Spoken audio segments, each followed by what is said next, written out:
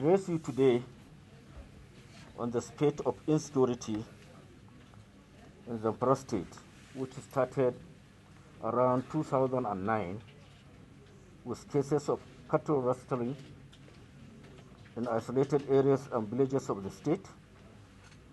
Unfortunately, this trend grew into full banditry from 2011, spreading into kidnapping, armed robbery, and other forms of crime.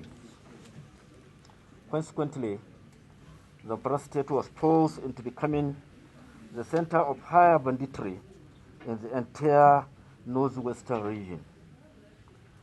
Suffice to say, this dealt a devastating blow on economic activities in the state, gave rise to restiveness, underdevelopment, destruction of people's legitimate means of livelihood, and the needless loss of lives. Sadly, too, there was a higher degree of proliferation of firearms. This development birthed an unprecedented hunger regime and unemployment across all working age groups in the state. Ladies and gentlemen, the Zamfara state has become notorious for vices that defy all known logic. The insecurity in the state has assumed a dangerously galloping dimension period to the assumption of office of His Excellency, Right Honorable Bello Muhammad Matawalli, the governor of the state. Worried by this development, the state governor, the current state governor, immediately commenced the search for an enduring peace and also rid the state of all forms of crimes. This was in clear recognition that something new needed to be deployed. Wisdom came into being, and the governor opted for carrot and dagger approach in dealing with this brand of crime that was fast growing in a geometric progression. The carrot approach was to dialogue with the repentant bandits with the view to reintegrate them into the society, while the dagger approach was to ensure that the unrepentant bandit pays the full weight of the law. It is important to state unequivocally that the Governor Bello Matawalli clearly inherited a state with total collapse of security, and the best option was to think outside the box. It was crystal clear that using the same old methods and processes will provide no new and desired results. Let me repeat that lawlessness, rape, kidnapping, banditry, as well as highway robbery in the Zamfara state had assumed an alarming proportion and posed grave dangers to all and sundry, regardless of tribe, religion, social standing, and political affiliations. The process of the peace initiative and dialogue with repentant bandits was activated immediately. The governor equally thought it is wise to roll out other measures that will address the real causes of cattle rustling, which metamorphose into full banditry. He recognized the fact that there should be an end to the needless loss of lives and destruction of people's livelihood.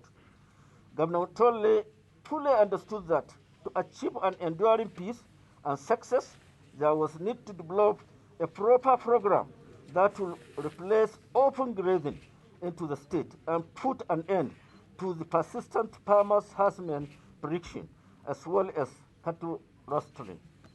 It was not wise to shake hands with a clenched fist.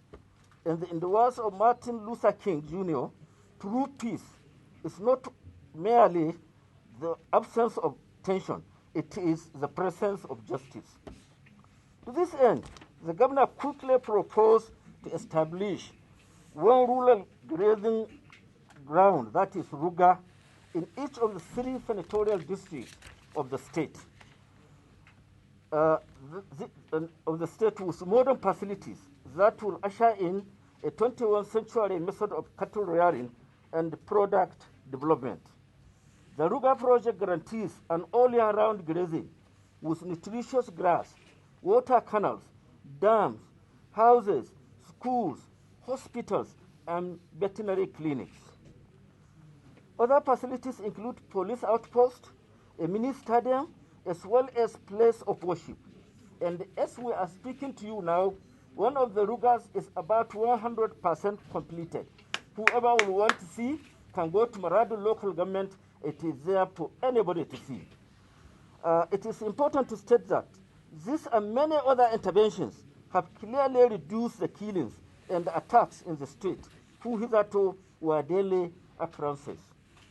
Today, people living in Zamfara state duly appreciate the genuine intentions and determination of the state governor to ensure an enduring peace, and the support is heartwarming.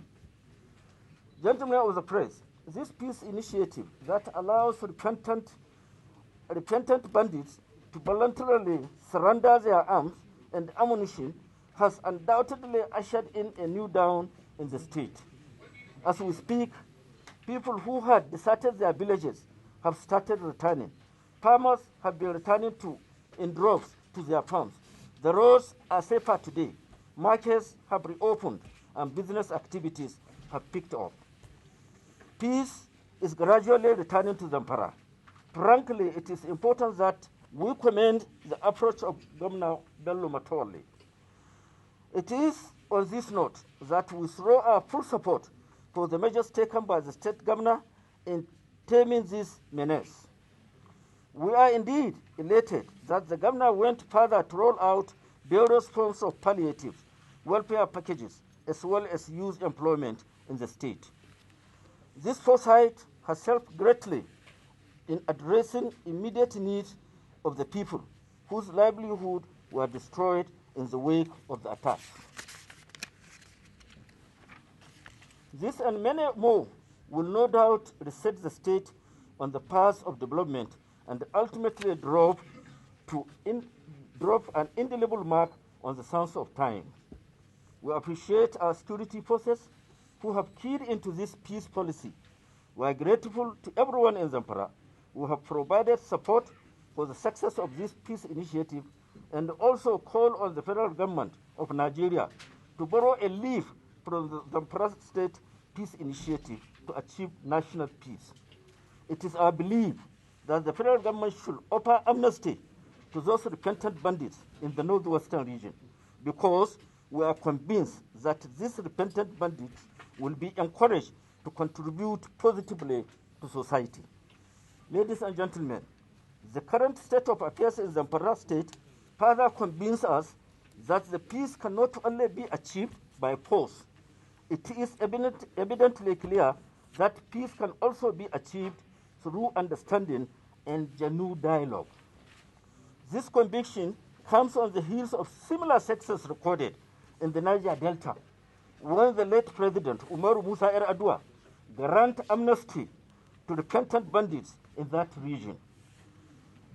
Today, the story in that once troubled area is clearly not the same. The amnesty worked perfectly by turning the criminals minded into productive elements, and they are usefully contributing to the society in various fields of endeavor. Today, the attacks on critical infrastructures, including oil installations, pipeline vandalism, and the adoption of expatriates in the region have drastically reduced courtesy of the amnesty program. This is a testimony that peace cannot only be achieved through the use of excessive force. It is evident that dialogue and genuine commitment of both parties is also a vital tool in tackling insecurity. It is gratifying that there is an increase in oil production in the region following the take-up of the amnesty program in the Niger Delta region. The provision of scholarship for repentant militants as well as unemployment are some of the success of the amnesty, and this has returned peace to the area and the Nigeria in general. We can achieve same peace in the Northwest region if the federal government extends this olive branch to repentant bandits. We equally call on other states in the Northwest region of this country to also initiate peace dialogue with their various states as a way of fighting these vices for the peace and development of the region. Because history have shown that no nation, state, or region can develop in the face of higher insecurity. We must work in unionism and patriotism to clear these hurdles for a better tomorrow so that history will judge us kindly. Desmond Tutu says, and I quote, "If you want peace, you don't talk to your friends, you talk to your enemies." So there is absolutely nothing wrong in pursuing peace through dialogues with repentant bandits who are prepared to be reintegrated into the society. We therefore appeal to all governors of the Northwest, regardless of their political party affiliations, to confront banditry using Governor Betole's model. We need to work for peace for the future by changing the mindsets of the bandits, creating employment opportunities for the youth, and resolving the very issues that could potentially trigger crimes. We call on all hands to be on deck. This is not about the personal interests of the Zamfara State Governor or any one of us here. It is about ridding our region of these vices and making the region safer, prosperous, and peaceful.